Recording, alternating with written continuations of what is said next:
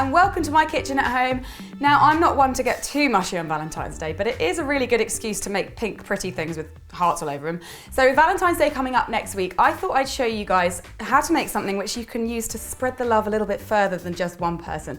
This is going to be a cake that will serve about 12 or 14 people rather than just 1 or 2, so you can spread the love to your friends and family, take it to work or school, and it's going to be really nice and it's going to inspire that loving feeling all over the place. And it is a Valentine's heart ombre cake and it's super easy.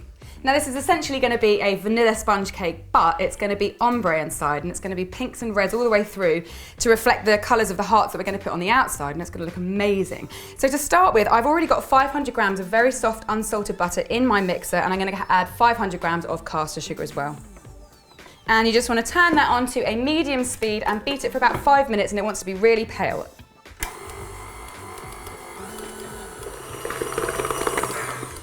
And now it's time to add the eggs, and I've got 8 eggs, which is a lot of eggs, and I need to add them one at a time, and I'm going to beat for about a minute after each one.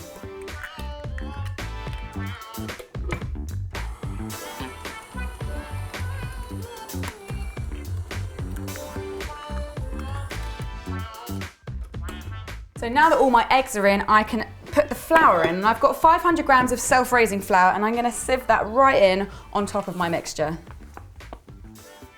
And then that just needs to be folded through quite gently until it's all combined.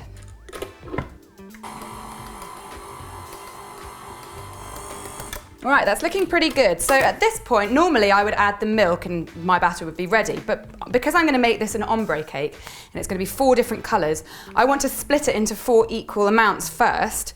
But I've got to get my milk ready. Now I've got 6 tablespoons of milk in a jug there. I'm just going to add some vanilla so that that bit's done and I don't have to worry about it later. So I'm going to add about a teaspoon of vanilla extract. And then you'll notice that I've got 4 bowls in front of me, and that's for my 4 colours. And into each bowl I'm going to put 1.5 tablespoons of the milk.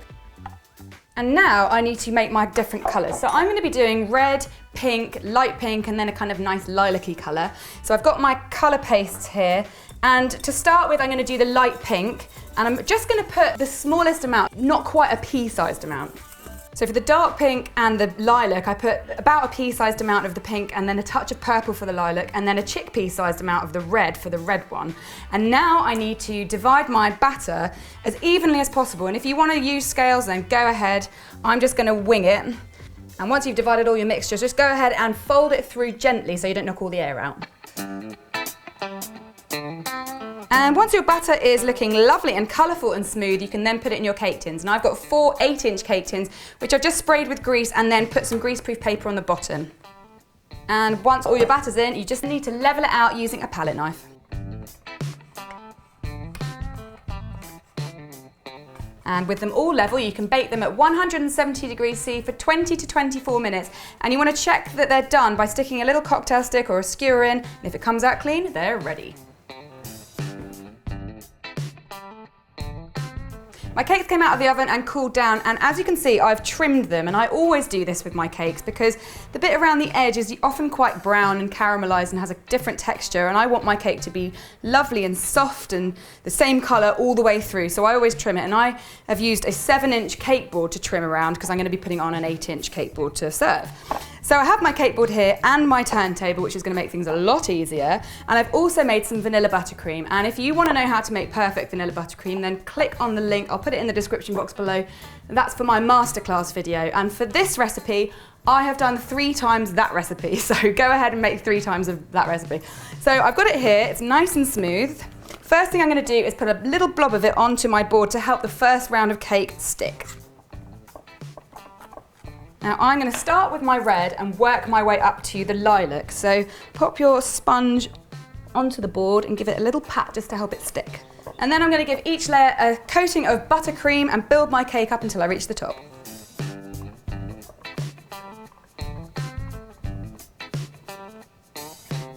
And my cake is all filled, so now I just need to give it a crumb coat so that when I decorate it for real, I don't get messy crumbs all through it.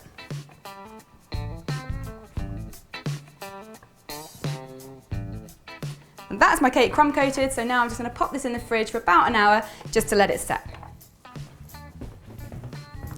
My cake is set and raring to go, so I'm just going to give it one final layer of lovely white buttercream.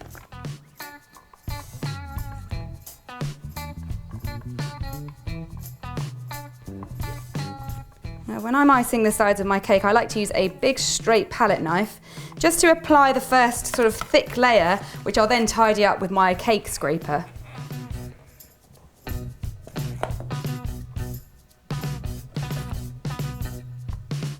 And that is looking lovely and smooth. Now I'm going to be covering this in hearts, so it doesn't need to be 100% perfect, but it helps to have a nice smooth surface to stick your hearts onto. So I'm just going to pop this out of the way, and I'm going to get on with making my sugar paste hearts. And I'm going to be doing them in 5 colours, all the same colours that I've used on the inside of the cake plus white. And I'm just using sugar paste, not modelling paste or anything like that, because these need to be malleable so that I can stick them onto the curved surface of the cake. So I'm just going to start kneading my sugar paste so it's nice and smooth. And then I'm using a small heart cutter. This heart cutter is about 2 centimetres across, and for each colour I'm going to make about 25 hearts, which may be too many, but it's better to have too many than too few.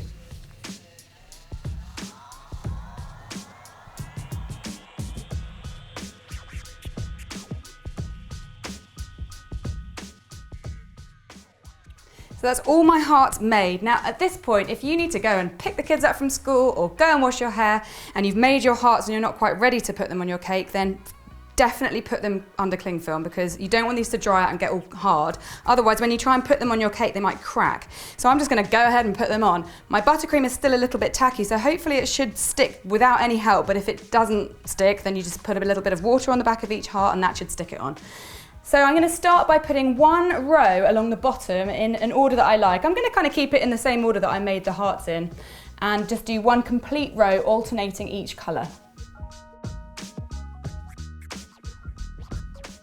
And once you've got a full row of hearts, you might find that you've got a gap between your beginning and your end heart, but that's just going to now be the back of your cake, so don't worry.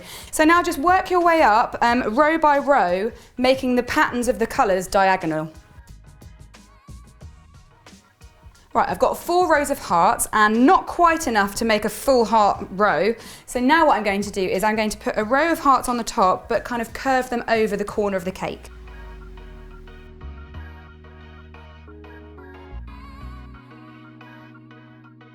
Well, that's all my hearts around the side, but now I need to do something on the top, otherwise it's going to look a little bit boring. So I've just got a little bit of vanilla buttercream in a piping bag with a round nozzle. I'm just going to do some blobs and stick some hearts in them.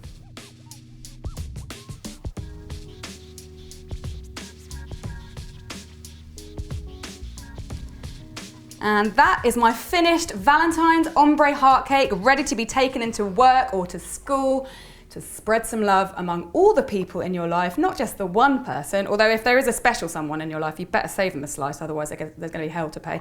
I'll be back soon with another recipe. In the meantime, I hope you have lots of good love in this Valentine's Day. Bye!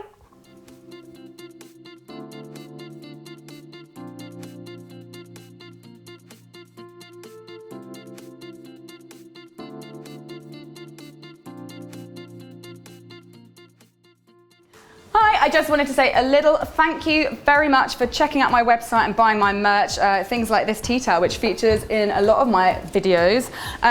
Every time you buy something, it helps to support this channel, helps keeping me making videos. So thank you, thank you, thank you. And if you haven't got anything yet, then go over to cupcakejemma.com and grab yourself a goodie.